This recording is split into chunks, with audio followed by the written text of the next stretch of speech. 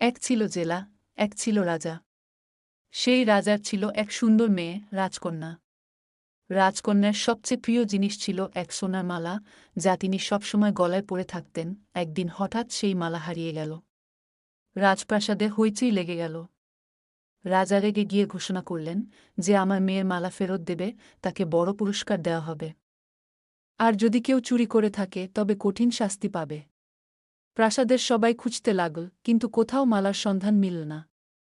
রাজা এক বুদ্ধিমান মন্ত্রীকে ডেকে বললেন, তুমি অনেক বুদ্ধিমান, এই রহস্যের সমাধান করো।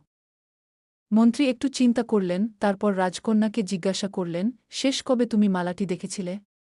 রাজকন্যা বলল, আমি বাগানে হাঁটছিলাম, তারপর জলাশয়ের পাশে বসেছিলাম। তারপর ঠিক মনে নেই। মন্ত্রী রাজাকে নিয়ে সরোবরের ধারে গেলেন। সেখানে পানিতে কিছু একটা ঝলমল করছিল। রাজা খুশি হয়ে বললেন, মালা তো এখানে, কেউ চুরি করেনি। কিন্তু যখন একজন দাস পানিতে নেমে মালা তুলতে গেল, দেখা গেল কিছুই নেই। সবাই অবাক হয়ে গেল। তখন মন্ত্রী হাসলেন এবং বললেন, এটা পানির প্রতিফলন।